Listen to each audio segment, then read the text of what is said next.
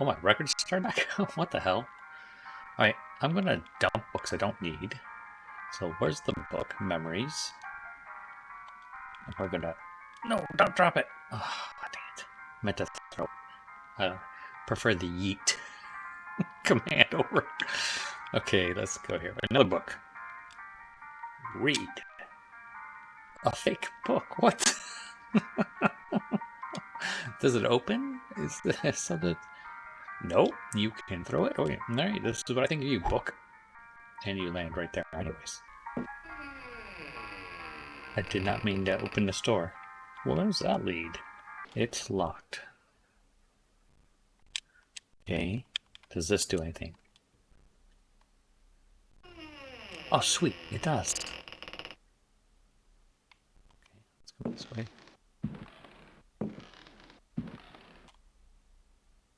Always wondering if I could throw the windows open and see some... Oh! Nothing important. Get back to the front of it. There's going to be anything important. It's definitely going to be in the front of it. Nope. Nothing important.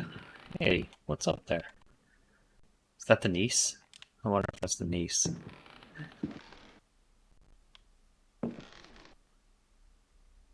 Find a record. Take it. You find a book. Take it. I found a book and a record, people. Why don't we get the record playing so we know what it is? Use.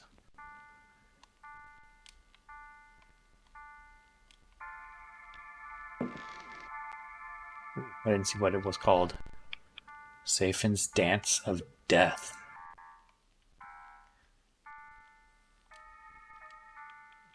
Okay. That looks like you can use a sword. Let's use the one that breaks easy.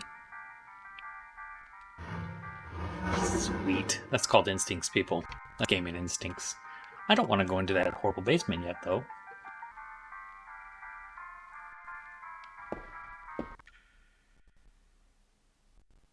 Yeah, no, I'm not doing that yet.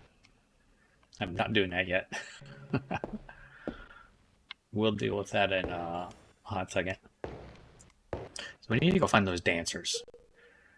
I'm betting that that's what the music's for. Oh yes, the dance hall. Now we're gonna play the Dance of Death, I guess? We'll play the in order.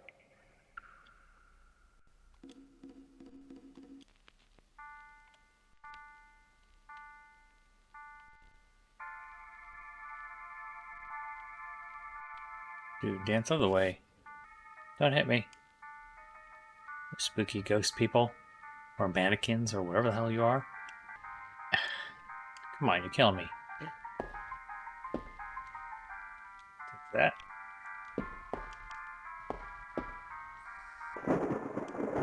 Ooh, that was close. So I got the record. I got it.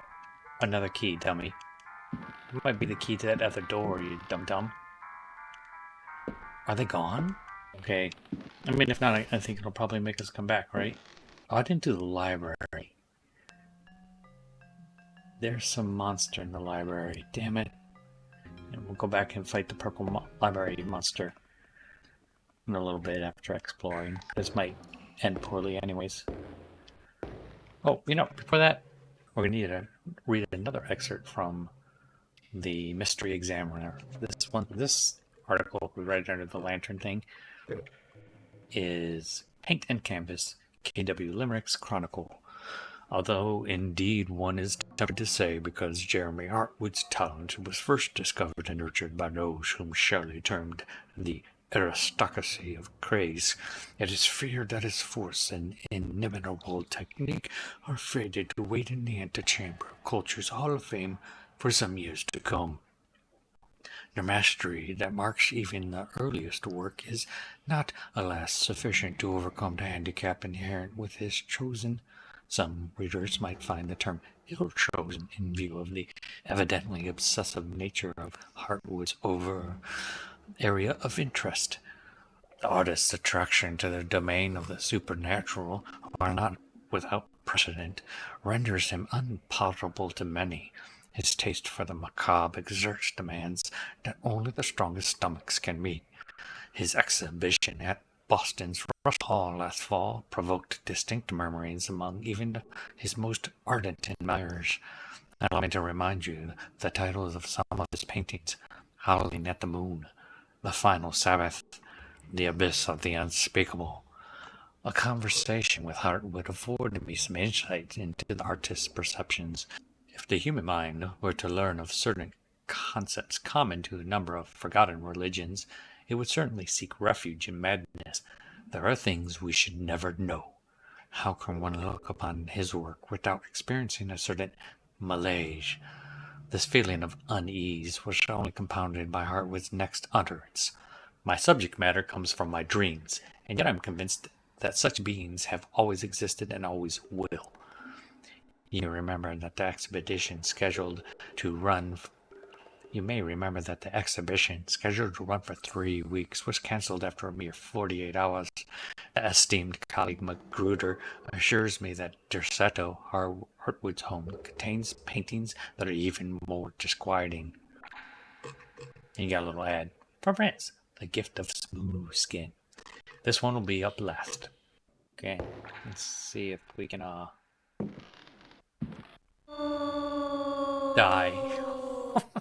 Oh no!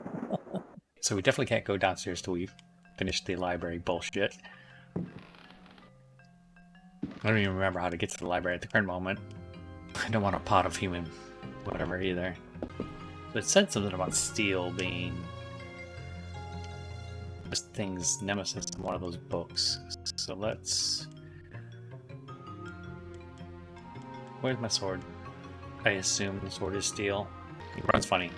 I do love that.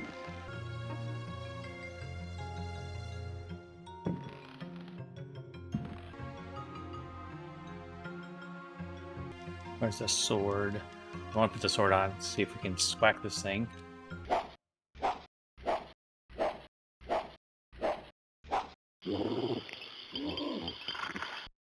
Okay, we got a search in here, right?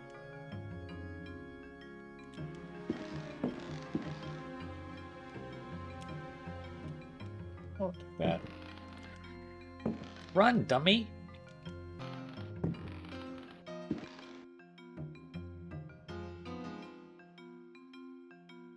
I need to go fetch that other book.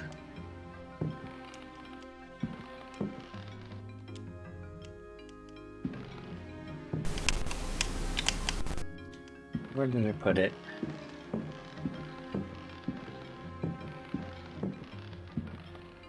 I threw it in disgust.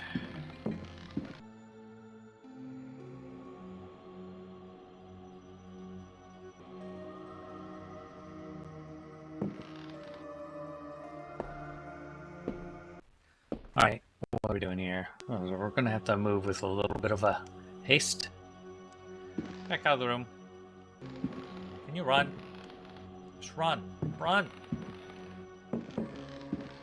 He's coming for me.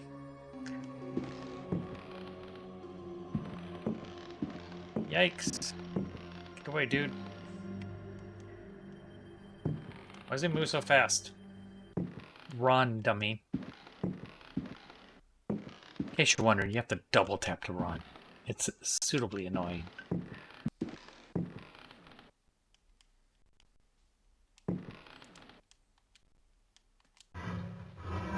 Oh yeah. Sweet. Get out in there, buddy. Oh, it's tinkling and whatever. Oh, talisman. Perfect timing for that music. Is that dude coming? Is he coming to get me? What do we got here? Oh, a dagger. Curvy one. I like it. Oh, and an apple knife. Oh, is it another dagger? More reading. Jesus Christ. They give me so much stuff. Okay, that's a... Is that a steel dagger? I think it is. Hey, you little blob. Where are you? Just wanna talk with you. Just talk with my knife. Oh yeah, you bitch. Ah, oh yeah. Okay, we got a lot of books. was the first thing we read. All right. Oh my god, we got a lot of books. Oh. Get out of here. Oh, not where I'm standing. Dumbass.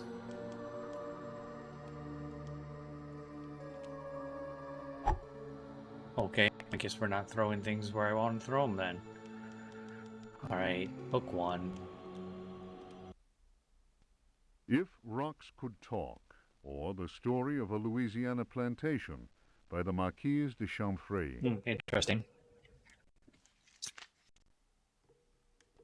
After the criminal selling off of Florida by the foul usurper, my father elected to remain in this inhospitable land, where we were free at least to express our royalist feelings, and hope our country would come to its senses. In 1818, a certain Pickford bought up Ledoux's land, after the poor fellow had ruined himself in unfortunate speculation. Pickford soon turned out to be the most loathsome human we had ever encountered. Oh, I love that. He was an adventurer of the worst kind, nouveau riche, and bloated with a grotesque sense of self-importance. First came the incessant army of men with shovels, digging into the mountain of earth that was to fill in the surrounding swamp. The undertaking was quite stupendous. We learned from a slave that the final objective was to connect the existing caves with another one of gigantic proportions. Racked by a mania of persecution, Elia Pickford constantly fired his workers and hired new ones. He did all he could to keep anyone from learning about his plans. My father was amused and said, "The poor fool will end up getting lost in his own cave." But the walls went up, and tongues started wagging. Our detestable neighbor had been a sailor, a ruffian grown rich on questionable trade. Distasteful stories were told of him. So this is the pirate captain, right? When the work was finished, Pickford invited us to the opening of his rambling mansion, which he named Derceto. My father asked what the strange name meant. Pickford answered, "Derceto reminds me of Astarte, the fertility goddess. Around here, the name is Shub-Niggurath, I believe." That a name so steeped in evil should be said aloud came as not such a shock to my father, as he himself confided in me some while later. We left immediately. In June of 1862, Derceto was burned down in unexplained circumstances. It was undoubtedly the deed of some jealous Yankee or another. It was amazing to watch the servants rushing into the flames to try and save their bullet-riddled master. After that terrible night, Derceto fell into ruin. Its blackened walls were soon overgrown, as human-built works always are, by ever-present nature. In 1875, the property was eventually bought by a gentleman whose name was Howard Hartwood. I was sorry that my father, who delighted in fine conversation, was no longer alive to enjoy the company of this new neighbor. Learned and well-versed in history, he had made a particular study of piracy. It was Hartwood who told me that Pickford had commanded a ship that flew the flag of piracy. That explained the scoundrel's great wealth. I was right. Hartwood was fascinated by Pickford and undertook a great deal of research in an attempt to find some treasures that he was convinced the pirate had hidden.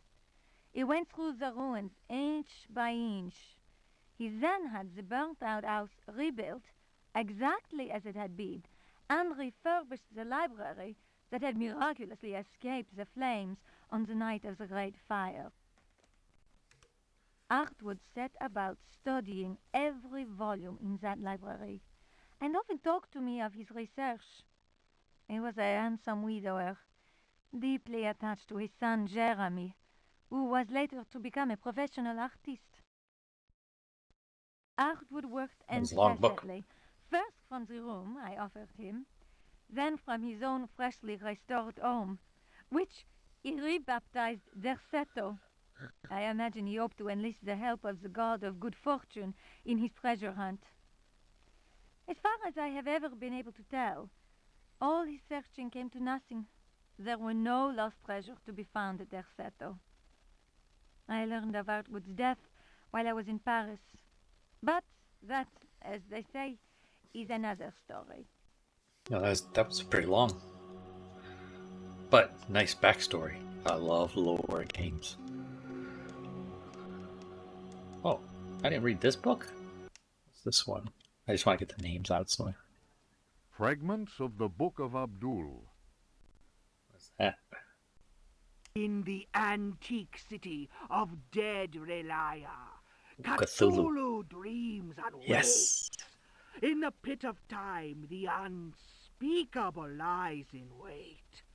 That is not dead which can eternal lie. Relaya, your blocks of stone seal the ritual that gives birth to fear. Cthulhu Fatang! Cthulhu Fatang! Ayah! Ayah! Let he who knows how to invoke the stones act. It is time. Let the shadow of Cthulhu darken the sky.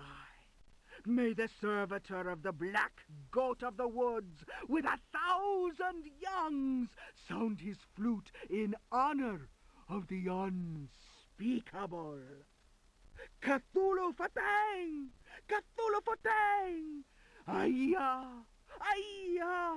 May he who may not be named cast his withering gaze upon the unbeliever. For he is the door, the key, and the guardian of the door, and holds you now in his immense power. Oh, I love it. We're going full Cthulhu now. Oh, yeah. Fragments of the Book of Abdul, Story of Louisiana, a parchment. Let's see what the parchment says. The Book of Yael. Signs of Stone. Eucharistic rituals of forbidden cults. Oh my goodness. Texts collated by Monsignor Vacher, legate in the Curia of the Vatican. Oh, love it when they throw in things like religious, like understanding of the Cthulhian. Numerous devilish cults speak of monstrous creatures called the Old Ones. These supernatural... We're going to read this stuff later. Parse this out later. Juan Luis Jorge, De Biblioteca. Reflections on the power of the verb in certain texts. Archaeos Publications, 1919, Stafford. Translation does not alter the occult power contained within such forbidden texts. Interesting. The malevolent energy is in no way diminished. The spell must be cast aloud and clearly, in certain languages or little-known dialects. Maglafar Fatang. The reader will understand that, in the light of these revelations, I would be foolhardy to continue quoting from the text I have before me. If spoken aloud in its entirety, it would surely awaken powerful and malignant forces. Whoa. I will go further and say that simple reading of some of the more technical passages describing specific practices is in itself a perilous exercise. The ill-prepared reader can easily fall prey to attacks of demented hysteria, not unlike those described in cases of individuals said to be possessed by evil spirits. Okay. I recommend the study made by Zempf, Urbain, Grandier, and Loudon, and the reports made by the Reverend Richard Price concerning a number of astonishing, to say the least, exorcisms carried out in a parish near Providence. Very interesting. Given what I have written, we must be grateful to the librarians of the British Museum, who have never allowed consultation of the work of Al-Azif's startling work, the infamous Necronomicon. Copies of that work do exist, in spite of the zeal of book-burning inquisitors.